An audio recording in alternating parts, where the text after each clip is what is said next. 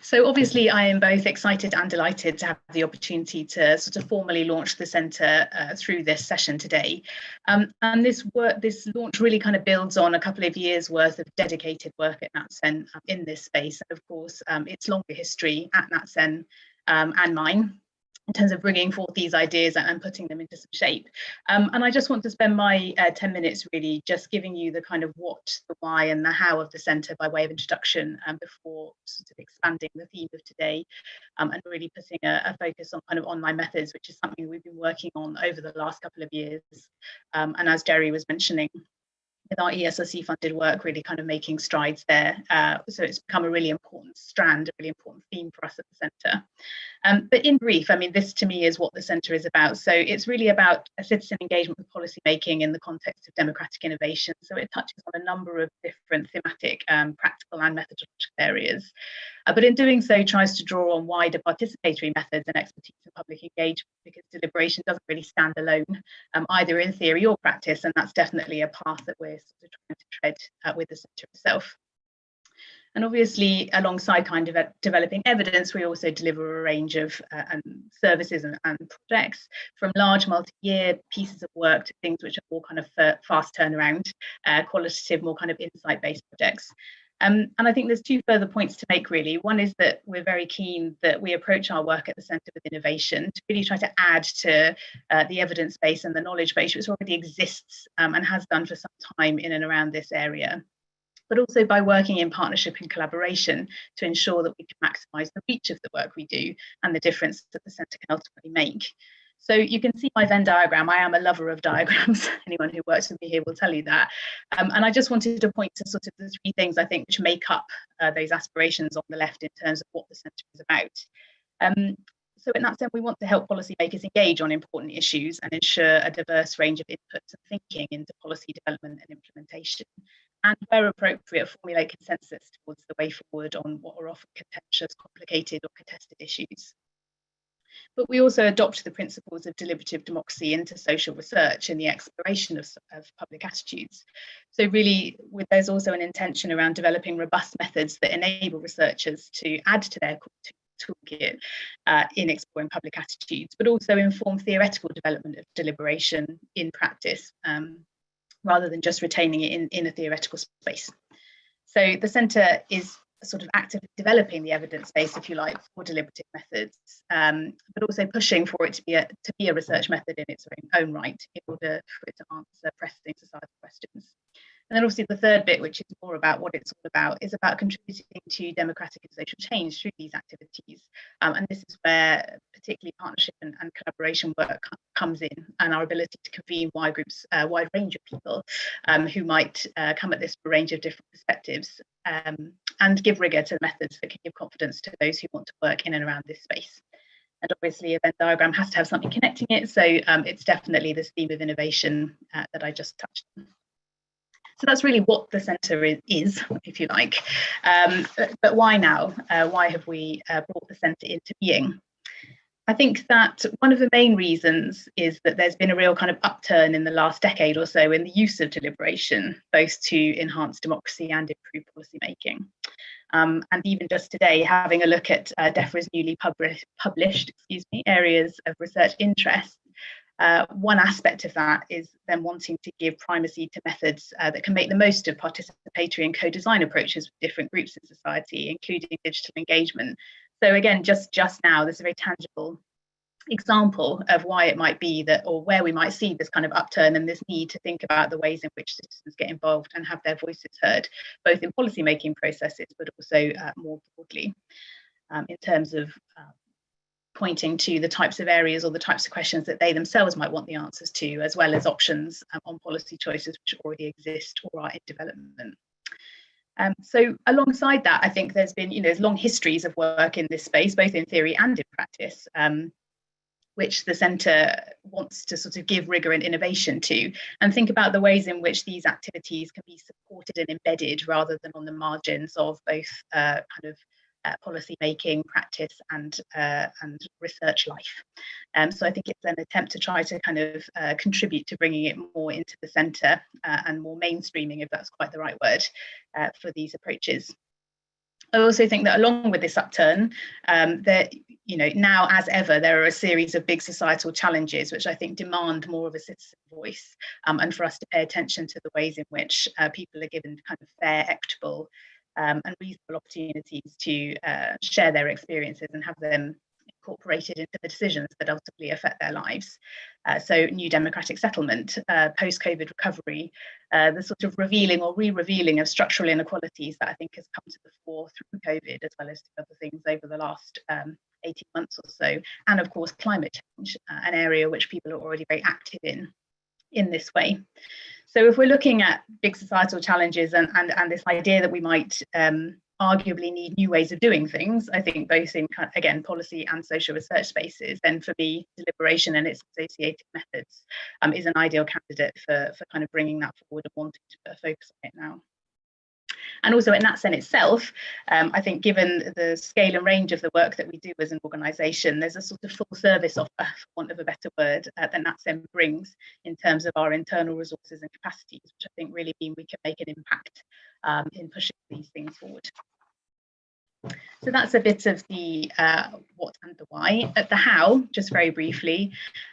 So there are three main ways I think that we are approaching our ambitions with the centre, and these are around delivery, they're around the evidence base, and they're around more kind of bespoke, tailored individual developments that we would seek to do with commissioners and partners. Obviously, there's a wide range of methods and approaches across the kind of participatory spectrum, which are suited for different purposes and outcomes in what we're kind of terming the deliberative space. There are a range of formats and designs for deliberation, and these vary in a number of significant ways that have got implications for the purpose of the exercise, the quality of the insight, the nature of the output, the cost. So our intention is to adapt across these designs, as well as offer advice to people who want to work with us or commission us to find the most appropriate way to answer questions. Obviously, I've made some points around developing methods and practice, and the whole theme of today is very much the online, so I'll say a little bit more about that in a moment. But also, I think in order to do this effectively and in order to make sure that we're delivering well, then our role in terms of helping people navigate through the variety of ways in which you might approach the idea of deliberation, but also recognise that capacity building is important, particularly for researchers, I think, in this space. The practice space is, full of really excellent colleagues and organisations which are already working hard, but also the need for, kind of training, be that to do with moderation, how you make these events happen, or indeed more kind of research methods-based training in terms of the kind of ethics principles, the implications of approaching research in a deliberative way. And the other thing that you can see on this slide so far is just some examples of both the people who've commissioned us for work previously or partners we've worked with across this range. So I mentioned online, so I will say something briefly about that now before I conclude. So obviously the deliberative polling work that was mentioned by Gerry at the start, we began that work very late 2018, early 2019, and it's really given us a head start on using and thinking about the online space. And since then, really taking an active interest both in the theory and practice of taking deliberations online, which has only accelerated through the last 18 months or so, where we've been challenged to find new ways to conduct social research whilst we practice social distance. Alice is going to go into detail, I think, really more on what some of the evidence looks like and what some of the challenges and opportunities are. But I just wanted to point to two areas that I think we at the Centre are interested in now and will be looking to make progress with over the next little while. And it falls into two camps, really, which relates to what I see as the state of some of the evidence in the UK context. And one is about the need to sort of make the case, so demonstrate what effective conditions for online deliberations look like in lieu of the ability to do comparative work, i.e. face-to-face work. And certainly the evidence point us to three main parameters, something about quality, something about value, and something about robustness, which we need to find ways to sort of evidence in online spaces. There's something for me about making the case that maintains this distinction between improving processes of public participation, so those things that people are involved in that are tied explicitly to policy processes, and the use of deliberative research in exploring public attitudes, which is more in that, well, actually our ESRC project does a little bit of both, but so that's not a very good example. The third thing around making the case is trying to position this development in terms of the online as a field with its own potential and strengths, and perhaps some unique benefits to people who are interested in these domains, rather than solely as a sort of correlation or a substitute to face-to-face arrangements. So there's some things that we're playing around with. But the other two, which goes back to partly a bit more of the why around the centre in the first place, which is where are the examples and applications for contemporary problems and questions that online research can help us push into, online deliberative research. One example of that is the Citizens Convention on UK Democracy, so an effort that looks at finding ways in which to engage citizens at a large scale in the government's promised review on the democracy, constitution and rights. And on big policy topics and questions, some of which I mentioned just a moment ago. So where is it that these things can help us explore, expand, and think about involving and including a wide range of the public in having a say, ultimately, in the decisions, the science, policies that affect them. So I will leave it there for now. I'm sure I'm probably already over time, but I just wanted to give you a bit of a snapshot, bit of a flavour before we dig in with our other panellists to the online in particular. And just thanks so much for coming, and thanks for supporting the centre in its original launch. Okay, great. Thank you, Ceri. You're not over time. You're bang on time. Actually got a minute left. That's good. Okay, there aren't any. There aren't any clarification questions, so you've also been very clear. So I'd now like to hand over to Dr. Alice Siu, who's going to discuss the potential and challenges of using online methods. Thank you. Thank you so much for having me. I'm excited to be here at the launch and to be able to share with you the work that we've been doing at our center and how we would be able to collaborate together with this News Research Center. I am Associate Director for the Center for Deliberative Democracy at Stanford. And I'll talk a little bit about our center, what we do, and really focus on, as Ceri indicated, the scaling of deliberation and our experiences, and look forward to having a discussion on that with everyone here. Our center is dedicated to the study of democracy and public opinion through the method of deliberative polling. It's a method of really understanding what the public would think if they were informed, with a series of rigorous social science methods, ones through our collaboration for the Future of Britain project with Gerry and many other colleagues at NatCen. We've been able to do deliberative polling online, and over the years, we've been doing deliberative polling in 30 plus countries and jurisdictions around the world, 110 plus projects, and at varying levels of government, from national, multinational, to towns and villages in different parts of the world that you may not have thought of that would engage in deliberative research. And we are, as many of you are, focused on methodology. So we apply deliberative polling through a number of places. And so we have applied it on a number of topics. And it's been very exciting to see how the methodology has been able to be used in many different places. Recent face-to-face events, dating back to 2019, we had a national event in the US called America in One Room, where we had 526 Americans gather together for 4 days. And we had one in Iceland discussing constitutional reform, a national event there, which we hope that some of the reforms will be sent to Parliament soon. But we've had a number of examples of deliberative polling, especially one being instituted into law in Mongolia, before any constitutional amendments.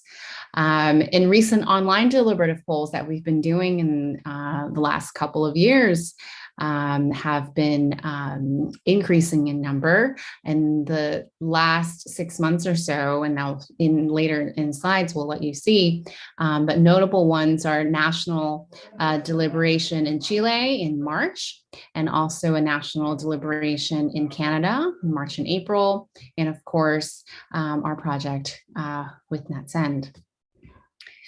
So broadly speaking, and I know that Ceri covered this a bit already, and just bringing in the discussion at higher level of why scale deliberation. And I know many of us here, probably are in agreement that deliberation needs to scale. And so we do it for certain reasons. From an academic research point of view, there's been a lot of discussion, obviously, about echo chambers, polarization, and extremity, and how do we have a platform that is also online that can scale and be able to overcome some of these challenges that we've been faced with.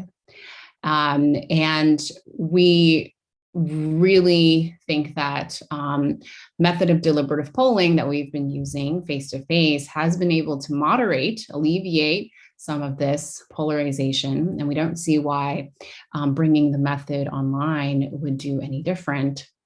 And so for us, it was really trying to understand, how do we mimic that experience and engage people, allow people to have civil and thoughtful discourse on platform, allowing them to talk to people from different sides, having exposure to different arguments, and really replicating that high quality deliberation that we have face-to-face and bringing that into the virtual space, and also have consistency, quality, and doing it simultaneously.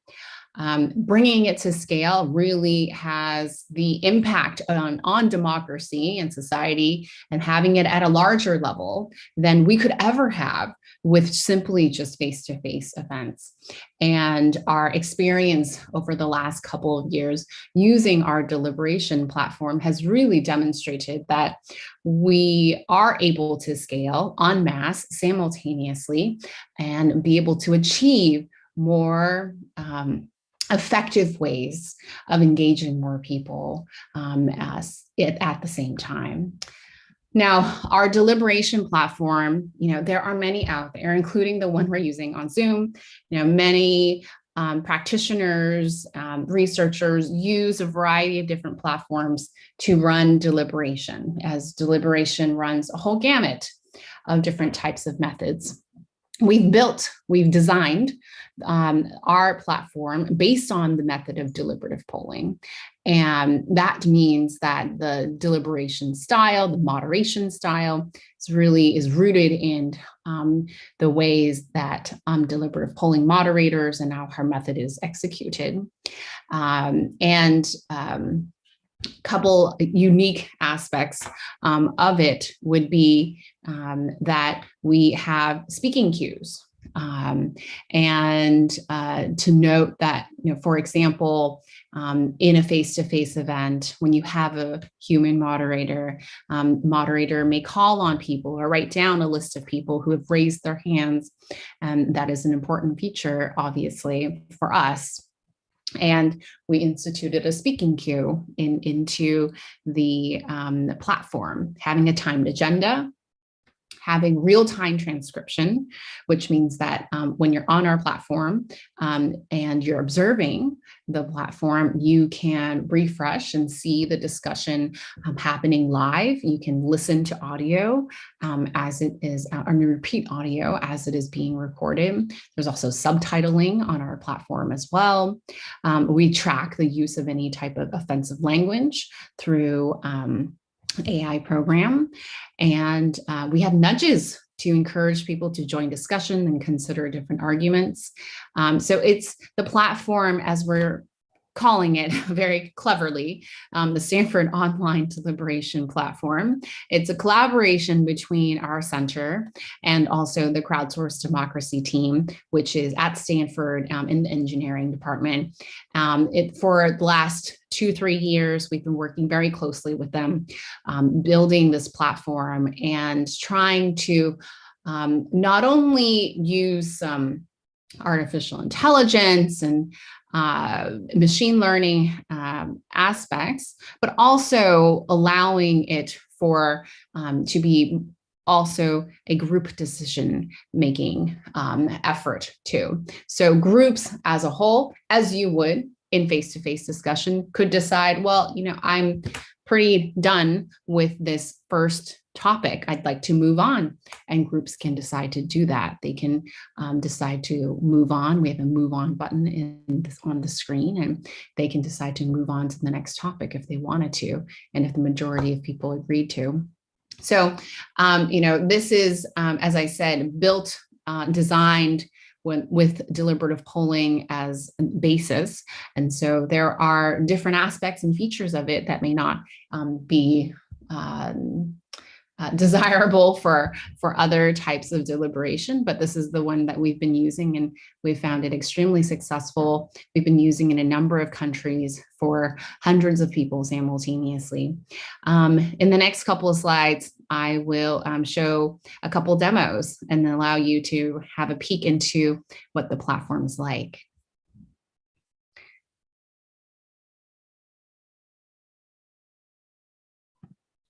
Thank you all for joining today. This discussion is an opportunity for everyone to learn.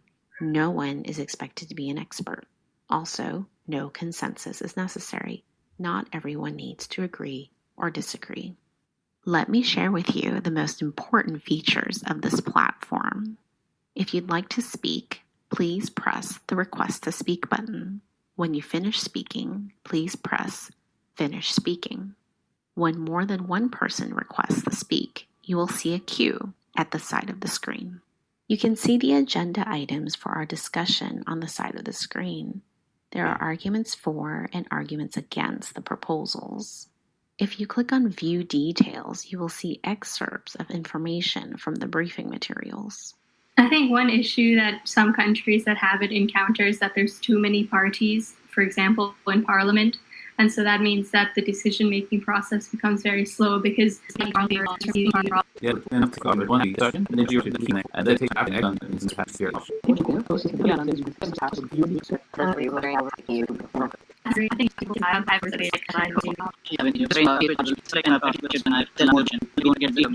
If you feel your group should move on to the next agenda item, you may press Move On, and we will ask your group if they would like to move on. We are moving on to the next item on the agenda. We will now develop 2 questions for our plenary session. This process will have 4 steps. First, you may propose one question by typing it in the text box on the right. Once everyone has completed, rank the proposed questions. For step 3, your group will discuss and edit each proposed question. Finally, your group will vote for the top 2 questions.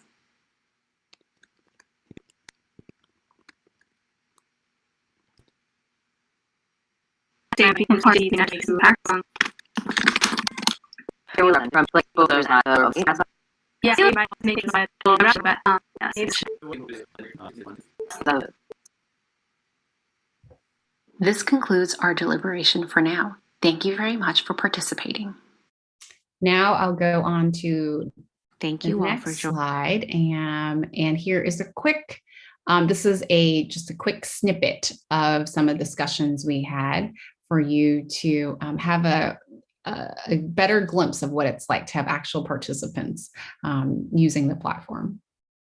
I understand the argument of people in general areas and people in cities might have slightly different perspectives on how they want the country to vote, but land doesn't vote, people do. I think we should find a hybrid of the two between the Electoral College and a popular vote that can have the balances of the pluses of two, but can try to mitigate sort of the negatives of both. Proportional allocation is a good middle ground. That would also ensure that every single vote matters. And again, it would de-emphasize the campaigning in the swing states.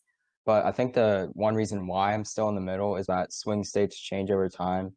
So candidates can't necessarily take the support of safe states for granted.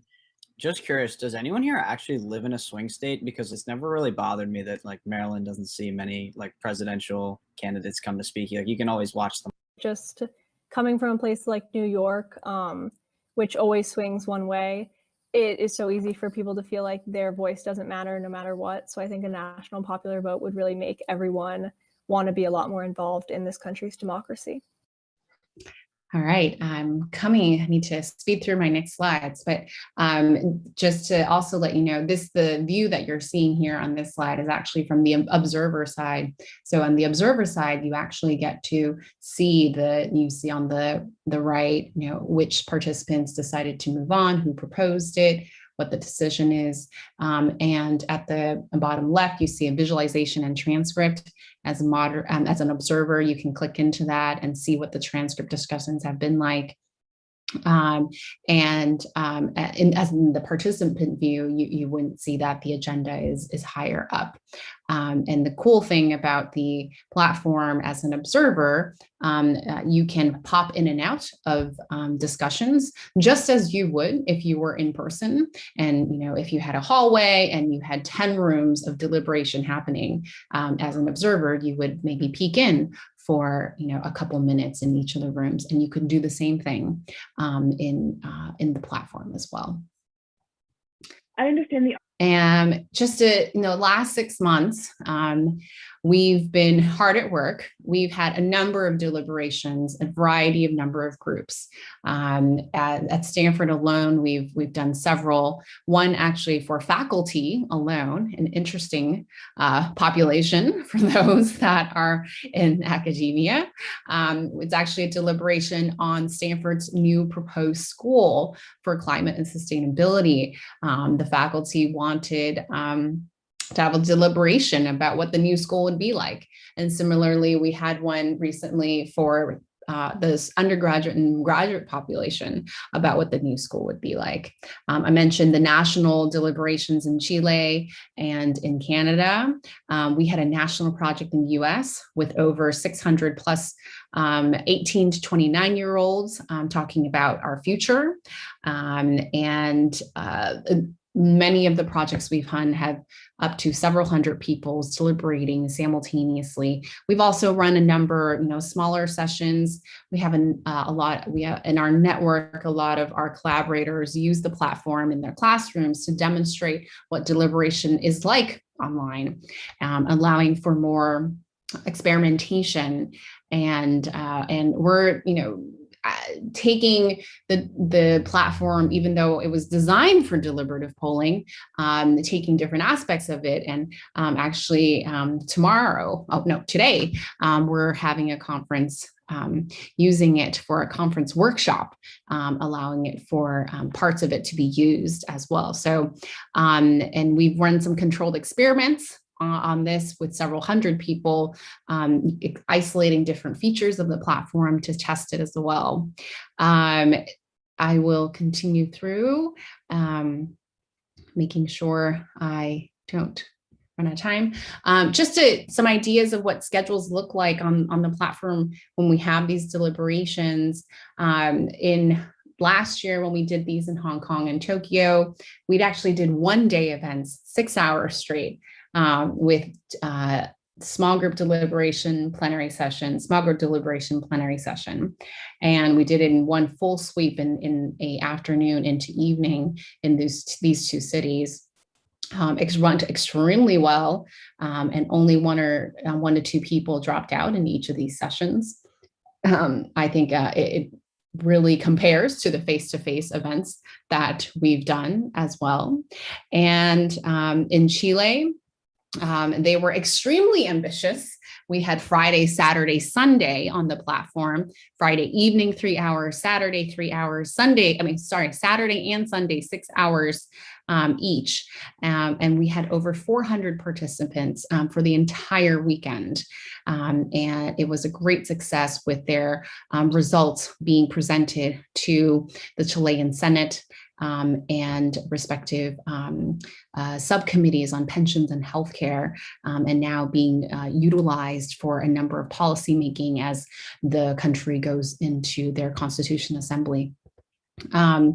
It's really exciting to see a lot of the projects that we've been involved in being implemented into having real policy impact.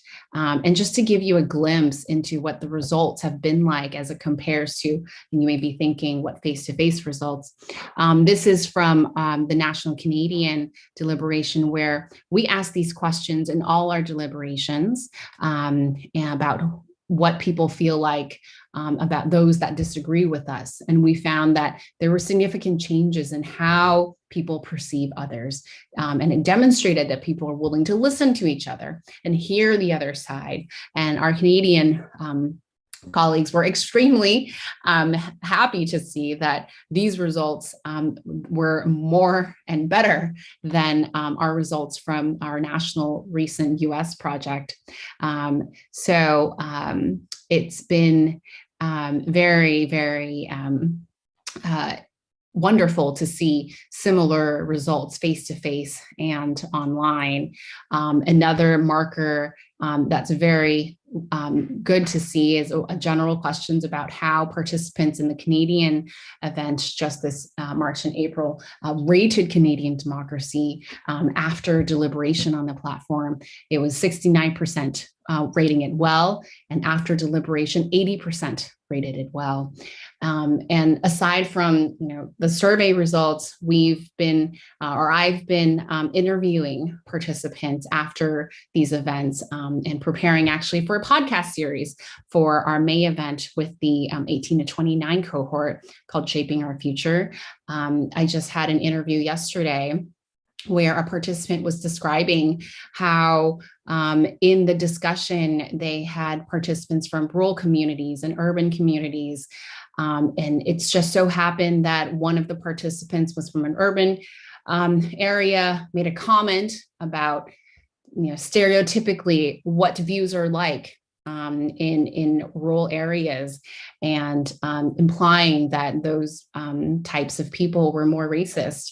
And there were a couple people in the group that were from rural areas and actually stepped up and explained and talked about what it was like to live in rural areas and how their views didn't match up with a lot of the what the stereotypes are.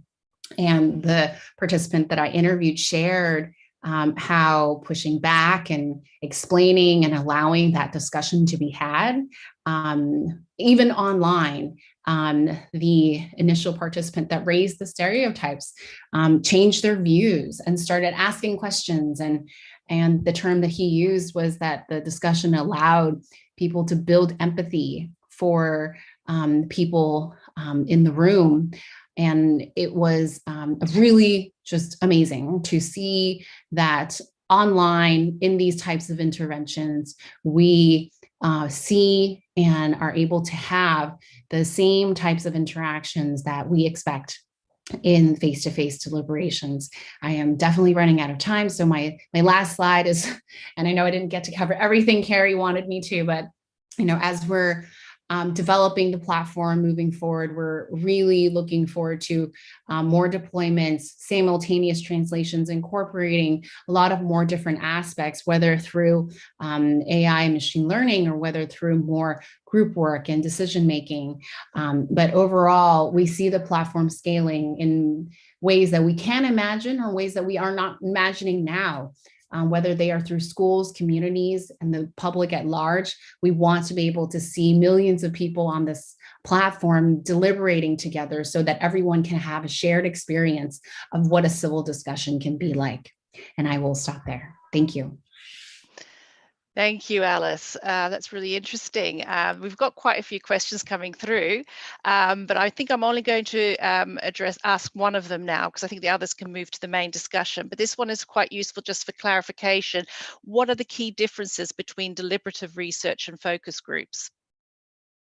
It's a great question. I would say my best distinction with deliberative polling and focus groups would be Deliberative polling starts out with random representative sample and structured with pre-post surveys, with small group deliberations and plenary sessions. And that combination of small group and plenary is iterated until our deliberation is completed. I would say focus group research generally are a lot shorter. Our events are a day at least, if not a weekend, maybe multiple weekends. And focus groups tend to be a lot smaller. I think our events are at least, above 150, and our largest thus far have been close to 700 people. I don't think any focus groups really come too close to that number. And more than that, I think I think in deliberative research in general, we're looking at a number of different questions in terms of how people are formulating opinions. What is discussion like? What's the quality of argument? What's the quality of engagement? Are people weighing and really understanding what the trade-offs are? After all, the root of the word in deliberation is weighing, and I think has a different purpose than the traditional and conventional focus groups.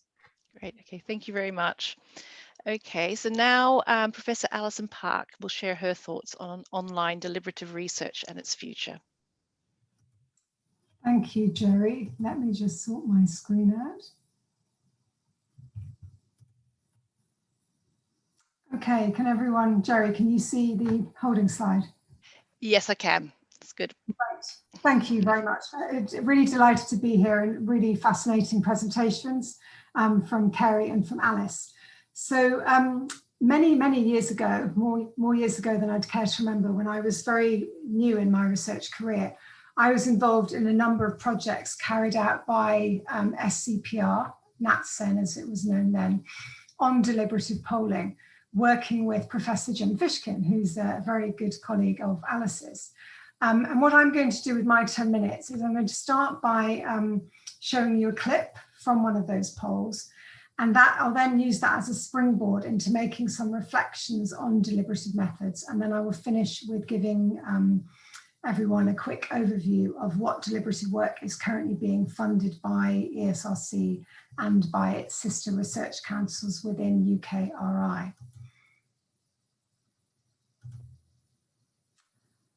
So the clip I'm going to show you is about the first deliberative poll that was carried out in the UK back in 1994. And I'm playing it, even though it will seem very, very old to you. I'm playing it to give you a sense of how this worked in a face-to-face context. It will seem quite remote to what Ceri and Alice have been talking about, but actually, despite that, I think there's a number of really critical issues that are as important when you're moving the deliberation online as it was back then. So let me play this.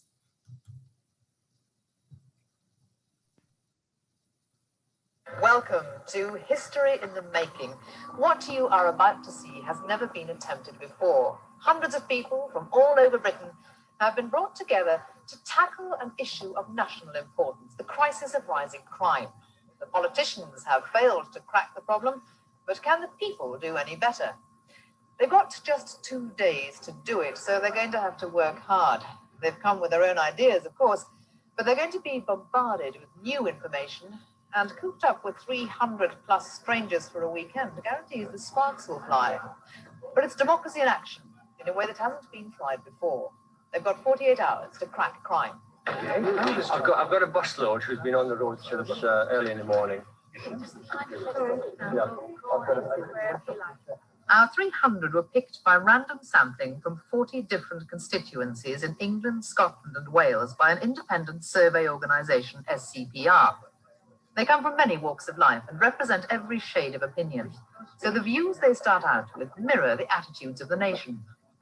All they have in common is that they are registered to vote. What we're attempting is a new form of democracy. It's the dream of a man who thinks our current system fails the people. Most people don't have the time or motivation to really think about important issues. But these 300 people are being given just that opportunity. The process begins. My name is Sheena MacDonald. I'm the presenter of the television program So I'll be sharing this weekend with you. Thank you then for coming. And can I also congratulate you for committing yourself to this project, because by doing so, you are taking part in an unprecedented experiment, really, in democratic activity. This is the first time ever, not just in Britain, but the first time in the world, that a random representative cross-section of people have come together to tackle an issue of national importance in this way.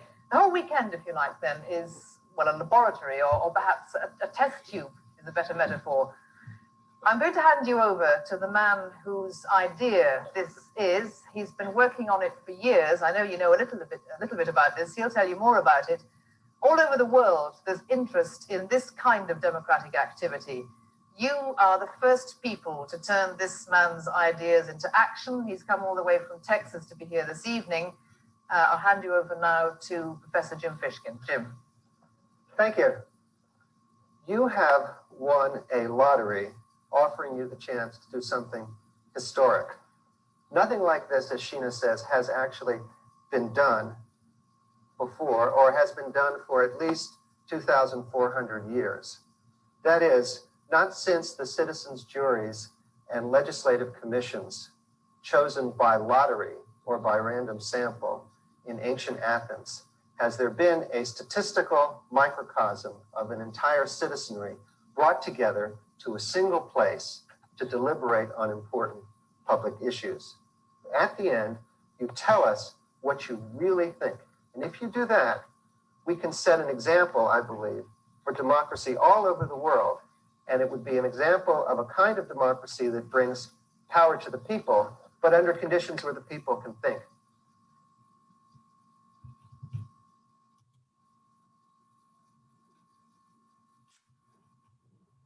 Right, let me just move my slides on.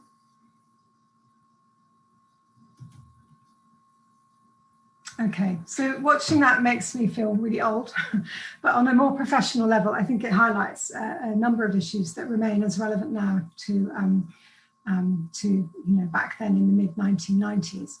And I'm just going to say a few words about each one. So logistics is the really obvious one. So in that example back there, I mean, you got this really good illustration right at the beginning of the fact that the importance of representation, so this great emphasis on a sort of representative sample, and the importance of scale, getting sufficient numbers together, meant, in practice, it meant transporting people very long distances in order that they're all together in the same place and subject to the same deliberative opportunities. So you saw right at the beginning of the clip, there was a busload of people who'd been travelling all day from Edinburgh. The actual event itself was in Manchester, and people were coming from all parts of the UK. So consequently, the costs of this kind of activity are massive.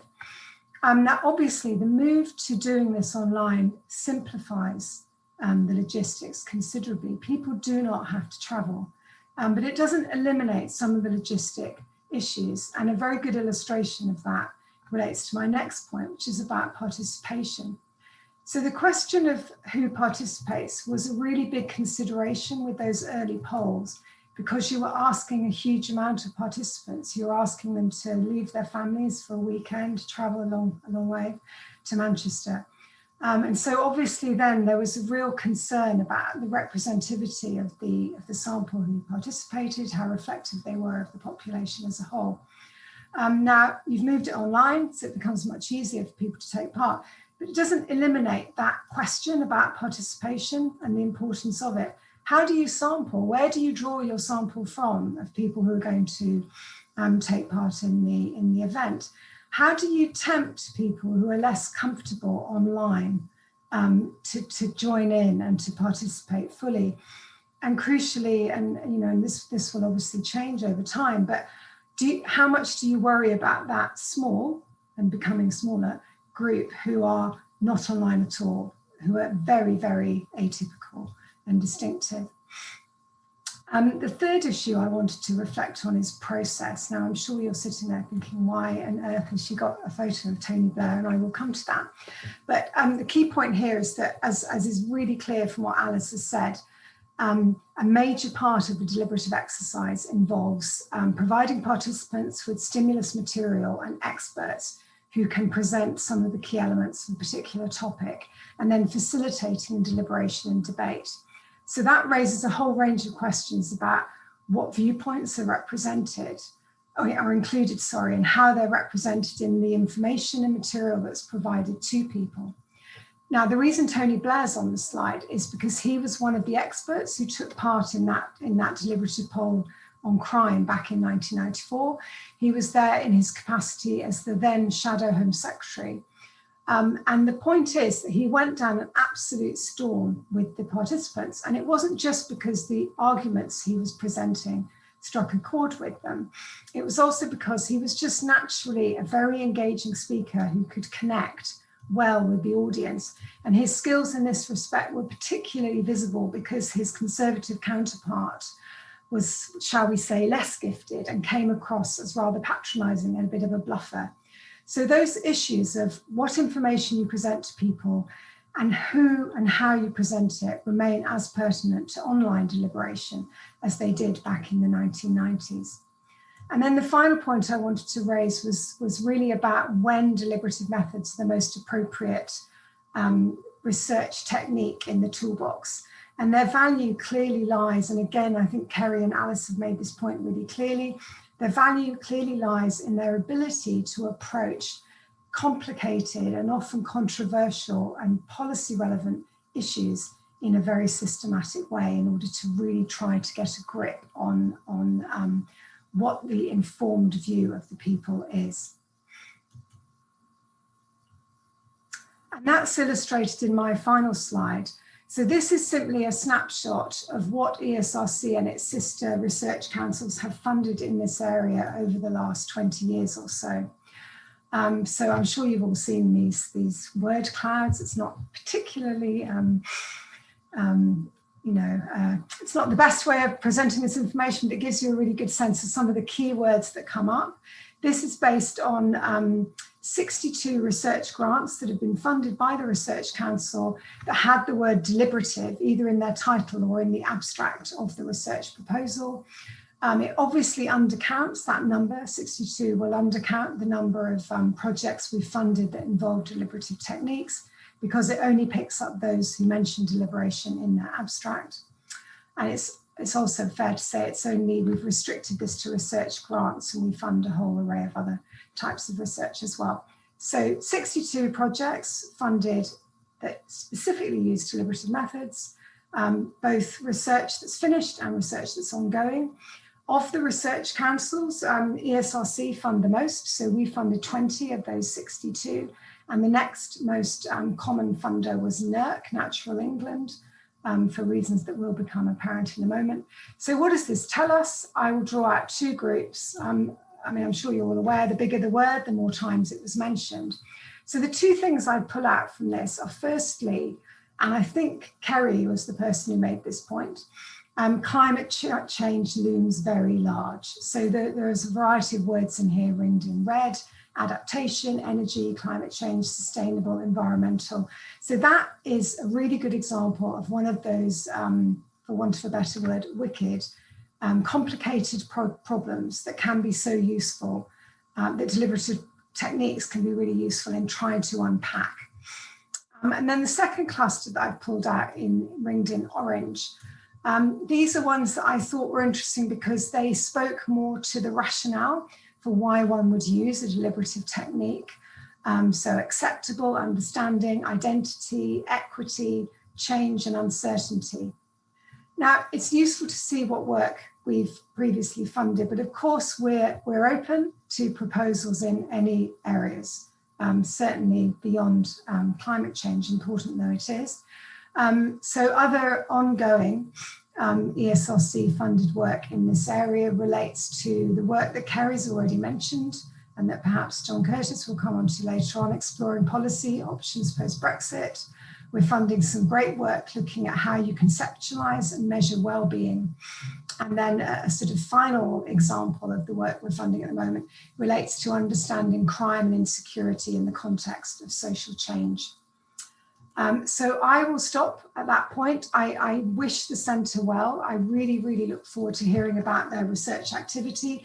And I'm particularly encouraged to see Ceri talk about their interest in really developing and improving the state of the art when it comes to the use of deliberative techniques. Thank you.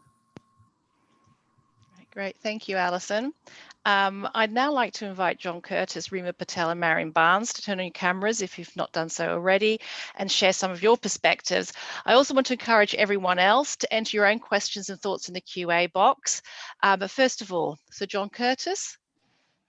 Thank you very much, Gerry. At this point, probably some of you are asking yourself, why is this ancient quantitative warhorse talking about deliberation? Well, it is, as already been indicated, the person who's been convening the Future of Britain project, to which reference has already been made, and that's essentially trying to get people to deliberate about some of the policy choices that face the United Kingdom in a post-deliberation world, looking particularly at immigration, consumer regulation and food policy. But it's not the substance of that. I want to talk about that. It's rather about a couple of questions about deliberative research that I think our project will give us a bit of a handle on, indeed already has given us a bit of a handle on, which are perhaps some of the questions about deliberation that aren't necessarily always asked. Now, when we originally designed this project, we designed it as, well, what we're going to do, we want to find out whether or not online deliberation can be made to work at a practical level, but also what impact on people's views and attitudes to deliberation have when conducted online, and then to compare that with face-to-face. Well, we did the online deliberation first back in 2019, and then along came the pandemic. So the truth is, of course, therefore, we couldn't do the face-to-face events, but we then decided to turn that problem to an advantage and to actually basically simply replicate the online deliberation that we had conducted in 2019 with a separate group in 2020, but the same questions, for the most part, the same experts. Of course, the discussions were different because we were doing it amongst a whole variety of different groups. But one of the questions that perhaps has rarely been done, the questions asked in deliberative research is, well, how replicable are the findings that we get about the impact of deliberation on attitudinal change? And so you will see if you look at the What UK Thinks website, we've already written some of this up. The interesting thing is that actually the two sets of deliberation actually resulted in much the same pattern of movement. Patterns of movement, by the way, that weren't necessarily going, everybody becoming more liberal in immigration or everybody becoming more conservative in immigration, actually a mixture of two, but that mixture ended up being rather similar. So I think the first thing we might be able to contribute a bit into this area is say, well, actually, maybe the short-term impact of deliberation on people's attitudes when asked to talk about a subject may actually be something that's consistent from one deliberation to another. But then there's, of course, a second question that we might also ask about deliberation. And that is, well, it's fine to find out what people think after they've either had a nice weekend in Manchester listening to Tony Blair, or perhaps a not quite so nice weekend sitting in their bedroom participating in a deliberative poll. But does it make any difference to their attitudes 3, 4, 5, 6 months down the track? Now, we might want to ask whether that matters, but I think some of what we've heard about the claims that are made for deliberation suggests that it's thought that it does matter, that it does make for a more civilized society, perhaps in terms of political deliberation. And certainly if we're going to use it as a basis of policy recommendation and to suggest that this form of research can provide an insight to attitudes that's missing from the kind of stuff I usually do, which is straightforward quantitative surveys, then perhaps we should be able to demonstrate a long-term impact. So one of the things that we've done on this project, and we're just now beginning to look at, is, as well as asking people their views immediately after deliberation, we've gone back to them 4, 5, 6 months later. Indeed, actually, we've also gone back to the general population sample we have to look to see to what extent this deliberation does actually leave a trace in people's attitudes, in the attitudes of participants sometime after the event. And so I'm certainly hoping that, although in some senses where we've ended up methodologically was a bit of an accident or a consequence of the pandemic, we will as a result be able to say some things and answer some questions about deliberation that perhaps have not always been asked about deliberation, but perhaps do need to be answered if it's going to be continued to be used as a wide-ranging and important technique that it certainly promises to be. Right, thank you, John. And Reema, could you please share your thoughts? Yes, really happy to. So I wanted to pick up on some of what Alice mentioned at the very beginning. The really interesting point around the social media environment that we're in, and an observation around that, which is that we have by default found ourselves in a context where a lot of us spend time online. It is a space like any other, but those spaces have not been by design constructed in deliberative way. So what do I mean by deliberative? There's something bringing the whole system together in a context, in a space, in order to interact with a range of perspectives. So one of the things I think that's really unique about deliberation, distinct from focus groups, is that interaction with people who have expertise, that's a range of expertise, so lived experience, expertise by experience, but certainly professional expertise, expertise that relates to having a particular position in the landscape and so on, and the magic almost that comes from that process of interaction. So we have historically described this as the whole system in a room, in a context, and certainly that was what the ancient Athenian model alluded to. A lot of people mention this point around interrogation of evidence and range of perspectives, and that plurality of perspectives, and engendering societal positions or views or outcomes. So there's something that isn't just about trying to understand what the individual thinks, but also where we would get to as a collective in terms of thinking about some of the questions. I like to engage a lot with a thinker called Morozov's provocation, which is that because we've ended up online on spaces that aren't particularly deliberative, we've ended up in a place where, as a society, we have become what he describes as slacktivists. So we engage in a form of democracy that is shallow, not deep. And I think it's a provocation. I don't necessarily agree with him, but I do think it raises a design question for us, which is how do we design online spaces that are deliberative? And certainly that's the work that we've been doing in the last year at the Ada Lovelace Institute. So the Ada Lovelace Institute aims to ensure that data and AI society, we're not necessarily focused on the methods, but we're really interested in understanding how people interrogate and engage with questions at the heart of doing data and AI in socially beneficial ways. And so good examples of some of the thinking and the work that we do relates to understanding what is and isn't okay when it comes to use of biometric technology, understanding the ethics of location data use, and what the foundations of fairness are when it comes to NHS data sharing. We found ourselves similarly in a position where we've had to create spaces online in the last year that enable that kind of discussion, that kind of deliberation with experts and citizens. So I think there's enormous potential for online deliberative approaches. I think though that there are some challenges too. So one challenge in particular relates to digital exclusion. One of the research reports we put out recently found that 25% don't have access to online devices. So there's a real strength in thinking about hybrid models of deliberation and deliberative research, and particularly when questions are thinking about social and health inequalities, as one of our projects is.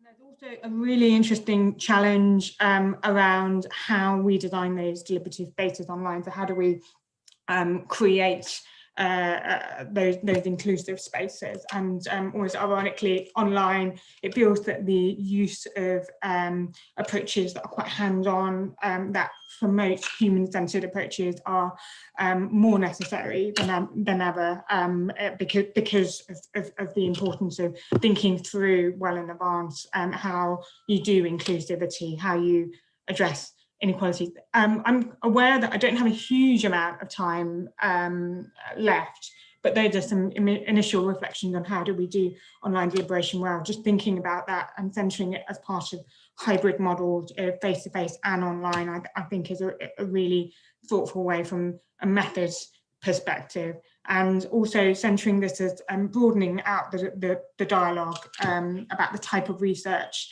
that we do, and this very live question at the moment about who is it that gets to identify what good research looks like. Can we think of deliberative approaches as enabling us to broaden the range of voices that get to construct the research question and identify what the research priorities are. So thank you very much for a really thought-provoking set of interventions and talks, and I really look forward to seeing where the centre goes next. Thank you, Reema. That's quite fascinating, that crossover between that towards social media spaces that are becoming more deliberative. Sounds very interesting. Okay, and finally, Marian.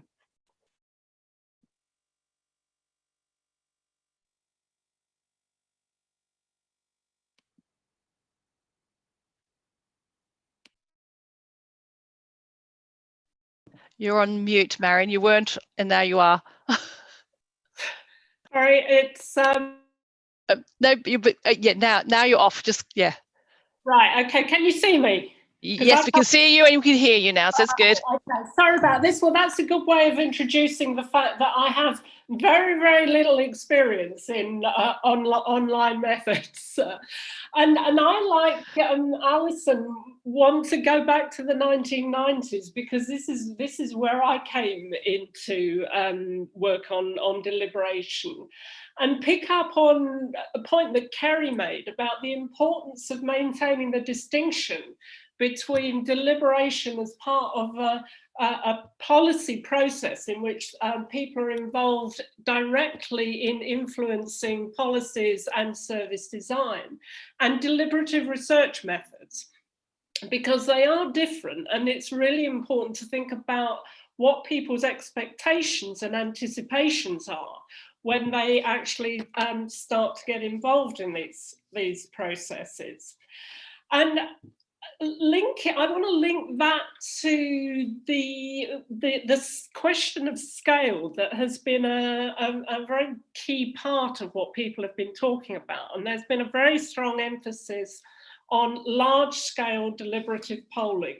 And if we take ourselves back to some of the work that was going on in the 90s and the early 2000s, a lot of the models of democratic practice that were being developed then and used then were not large-scale polling methods. They were things like quite small-scale citizens' juries, where you might be talking about a maximum of about 24 or 25 people being brought together. And I think for me, this question of scale becomes linked to some of the questions that I don't think have been raised very much in the discussion so far, which is about what is the experience of those people who actually take part in these processes. Because we do know that one of the key purposes of deliberation is not only to change people's minds by informing them, but also to actually enable them to better engage with people who they disagree with, to actually be exposed to people whose life histories, whose experiences are very different from their own, and whose opinions might be very different from their own. And how we do that is part of the process of deliberation. And for me, this raises important questions about the ethical basis of deliberation and how we actually engage with the different feelings and emotions that people bring to the process. And I just want to go back to the observation of one of the witnesses at a citizens' jury in Belfast that I evaluated. Citizens' juries were being promoted as so much better than public meetings because hapless officials would be berated by members of the public, and there was generate more heat than light. Now, this woman who was a witness who I spoke to after the event, she was a health service manager. The jury was about the restructuring of health and care services in Northern Ireland. And she expressed considerable frustration and disappointment, I would say, about her experience of the jury, because she thought they were just going through the motions. The jurors were there, they were told they had to ask questions, she had to answer them. She didn't get the sense that they really cared about what it was that they were talking about. So I want to remind us of some of the critiques of deliberation, those from Iris Marion Young in particular, who reminded us that to try and bracket out emotion, to actually insist on a particular mode of expression as being superior or the only type of expression that is acceptable in the jury process, actually fails to recognize that how we feel about things, how we think about things intersect, and that assumptions about the superiority of one mode of communication can be exclusive. People take part in research, they take part in public policy making because things matter to them, because they have an interest in them, because they care about them. And caring has an emotional as well as a rational content. And if we're going to do deliberation well, it needs to be able to accommodate that. It needs to be able to work with that rather than to overcoming that. And I've suggested in, excuse me, in work that I've done in the past that if we actually follow some of the guidance of the relational and political ethic of care, it can help us to develop ways of deliberating with care. And that in itself can help us build solidarity, not necessarily agreement between people, but solidarity between people who may differ in their views and their ways of thinking about these things. And as I say, I'm not an expert in online methods, but it actually does feel to me that it's quite problematic when people are not physically present together to be able to do the work of greeting, to be able to actually be aware of people's discomfort about talking about things, to be aware of how they feel about things as well as what they think about things. So I suppose I would urge that NatCen, as it develops its methodologies, to think about some of the small methods of deliberation as well as some of the big ones, because I think if it doesn't, there is a danger that, as Reema has just identified, that there are going to be some groups of people who will just continue to be excluded from these processes. Thank you. Thank you, Marian. Oh, I'm doing it now. There we go. Thank you, Marian. I actually would like, I've just been going through the questions from the participants, and I'm actually going to pick up a point that Marian made there because that comes through in one of the questions from Rebecca Willis. I'm doing deliberative research on climate policy, the Climate Citizens Project at Lancaster University. I've always thought that a crucial aspect of deliberative research is the human element, participants interacting as people with experts and facilitators. I've found that this is difficult, but not impossible to replicate online. I would worry that the Stanford platform and other large-scale online efforts lose that human element. Should I be worried about this? So if I could ask the speakers maybe to come on the video, turn on their video, and maybe that's a question for Alice. Absolutely. I recognize the criticisms, of course, of online versus face-to-face. Nothing beats seeing someone in person and seeing how uncomfortable or comfortable they are, or, close up and in person. But I have to say that we've done comparison research face-to-face and online projects. And we found that the direction for which people change their opinions is no different. It's the magnitude of change where you see a difference. So in a face-to-face event, you may get a change of, let's say, 50%, which is huge. But on an online event on the same topic, you may see, 25% or 30% change, but in the same direction nonetheless. So it's not that you would see a complete difference in the opinions that are generated after deliberation online. And I take very well the criticism that you can't, see clearly facial expressions or any whatnot. But as you see here, we're looking at each other face to face, you see people smiling, you see their homes, you see everything that's going on. Mm-hmm. And as technology gets better, more and more people will have access. And I do want to add that when we run our projects, we take that into consideration. And for all of our events, after the sample is recruited, we make every effort to pay for internet connection, boost with Wi-Fi, boost with hotspots, give people laptops, tablets, earphones, whatever they may need, family care, dependent care, child care, in order for them to attend an event. So it's beyond just saying that who can attend and who can, or whether opinions change or not. It's making sure that everyone has that equal opportunity that we would do for a face-to-face event and online event, whatever event that we hold. So, and I have a number of stories over the last couple of years that we've done online events with the Chile event, the Canadian event, and one that I just talked about today that happened in May, with participants saying, I need more. I want to see my group again. Can we exchange contact information from our group? Can I talk to them again? People feel the connection, even though it's online, and they feel the closeness when people share their personal stories and their willingness to commit themselves to this time.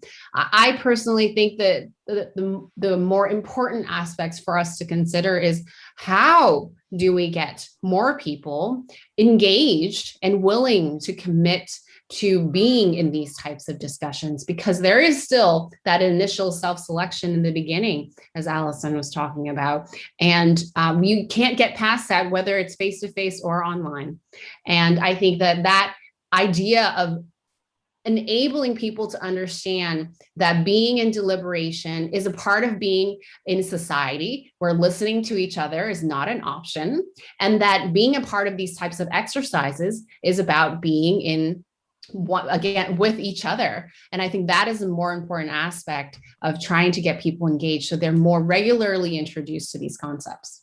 Okay, if I could just go to John, actually, because I think this kind of links in with what you were saying about the replicability of it. And so Alice mentioned that, yes, the change in attitudes, the pattern is the same, but maybe not the magnitude. Is that a problem for the kind of research that you do? Yes, I mean, to be really boring about it, if we don't get changes that are statistically significant between pre and post, it can be difficult to get academic publication. Fortunately, we have found ourselves in the end not in that position, but certainly, we did not get dramatic changes amongst our group, but we did get some, and as I said earlier, they were consistent. Coming back to Marian's broader point, I mean, I'll make three observations. One is that, yes, I agree. I think we've all been on occasions, in the last 18 months in formal business meetings where indeed perhaps it's rather more difficult to get the discussion going than probably would be the case if the same business meeting was taking place face to face. Secondly, however, in a sense, we have to realize as researchers is that the world has moved on. A very large proportion of the population now is familiar with Zoom, or maybe if they're unfortunate, Teams, and that as a result, they are beginning to get comfortable because how have people gone to church in the last 18 months? By Zoom. How have they joined their local Labour Party or Conservative Party meeting?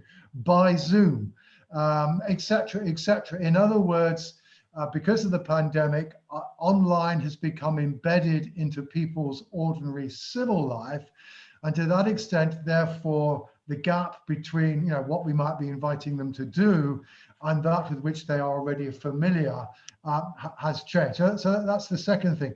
The third thing I would say, and this is kind of much more anecdotal, but having done some of this online, one of the things that certainly is different about it, and this is partly to do with the way in which Zoom works, is the way that we were using it, is that of course, if you were conducting a standard small group situation, which is a large part of deliberative polling, where you tend to have the participants, quote unquote, in a semicircle around a facilitator, who therefore, in a sense, is always in a dominant position in the conversation. While, of course, with Zoom, we're all equal, or at least those of us who shout loudest get the biggest bit of the screen. And the Zoom automatically moves people to focus on the person who is currently talking. And to that extent, at least, actually facilitates human interaction. So that's one thing. The second thing is that, asking people to travel 300 miles to go to a hotel, everybody is in a rather unfamiliar environment. If you do it online, everybody is in a familiar environment. To give you a couple of examples, I mean, it was perfectly clear to us that one of the person who was engaged in one of our deliberations, who was doing it in her kitchen, was, dealing with her washing machine in between our sessions. And the other was a guy, of course it had to be a guy, who was clearly in his garden shed, and maybe the evening was a chance of respite from whatever person he does or doesn't live with, but was doing his deliberation around with his gardening tools, etc. But the point is, these were environments with which people were familiar, in which they were relaxed. And actually, once you got past the first group session, the bonding and the empathy that Alice talked about, it already begins to show through even in online deliberation. So that's not to say I'd always want to do it this way, and I suspect we're all of us desperate to go back to a bit of human interaction. But I think the truth is, partly because the way in which the world has moved on, and partly because it does enable it in some respects to do things you can't do face-to-face, and to reach people you can't do face-to-face, online is also going to be part of a deliberative methodology in future. That's actually brings me to a question from someone in the audience, and I can't find it now, but I do remember that someone asked about this. It's about post-pandemic and whether we'd be using hybrid methods after the pandemic. Would we be trying to combine then the benefits of both the face-to-face and online? How would that work? I don't know if someone wants to say something about that. Now, Ceri, is that something you might want to talk about? Yeah, I can definitely share some thoughts. I mean, I think it picks up on what Reema was pointing to with both their experience, and I think a lot of people's experience who've been trying to move the work that they do in public participation and in research more broadly into this kind of wholly online space because they had to. And in doing so, kind of bumping into some of both the benefits and the limitations thereof. And I think it's probably certainly discussions I've been party to, and from a kind of practice point of view, there does seem to be a kind of wish to try to find a way to both manage synchronous stuff, so we're all talking together, we can all see and talk in the same time, with asynchronous stuff, i.e. offline stuff. There's a lot of stuff, by the way. And I think that even people who are running sort of wholly online approaches are still looking for opportunities for people to take things away or do something offline, read something, have a think about something, keep a diary, and then kind of come back into the online space in order to kind of support and expand the range of ways people are thinking about things, or different parts of themselves that they're using, or to pick up on Marian's point, although in a more functional way, to try to use a range of different approaches to communicative modes and styles that help people kind of really truly think through things. So I think that there is currently some evidence that people are doing this mixture of kind of online discussion and offline work, moving to a more kind of hybrid state of deliberating, doing the actual deliberation both on and offline, I think is really promising. And certainly I think in the UK context, there's quite a lot of appetite for looking at ways in which that could happen. And it starts to beg the question around how, from a design point of view, what that means for what might work best when. So, for example, we were talking about experts and the idea of kind of giving people access to experts, the right type of expert, the people who can do what you need them to pick up Alison's point. And it may well be that streaming a panel is an effective way to exploit some of the technology, but actually, a chat with a handful of people on a small group discussion might get you further in a face-to-face setting. So I do think there's room now to start thinking about the combination of things. And I do also want to reflect very briefly just back on this idea of, I think it's useful to specify, as Marian was doing, and in this discussion we've just had around where some of the sort of limits or opportunities are with different modes, and whether it's a case of kind of accepting we're in new realities which demand new ways of doing things. But I don't think that means that we need to then not also try to grapple with the sort of implementation of stuff that we already know, for example, around the ethics of care and relational practices of engagement with one another and how they operate in online spaces. So, paying attention to that, I don't think it's a kind of throwing it out and trying, doing something completely impersonal, but I think part of the value, part of the role we can play as researchers or people who are interested in this space is bringing forward what we know and giving ourselves the challenge of thinking about, in some of the ways that Alice was giving examples for, how can we pay attention to these things online? What are we managing to retain and what are we losing? And actually, I think keeping that conversation going is a useful way of trying to make the most of and really try to impart, the degree of robustness and value when we are in these online spaces. Okay, we've got quite a few questions. There's no way we're going to be able to get through all of them, but I do want to pick up a few in one bundle because there's a lot of interest in the role of artificial intelligence and machine learning. And so there were some questions about the risk of bias through algorithms and that kind of thing. I don't know if is that the brave new world? Is that the future? Running deliberative polls completely automated?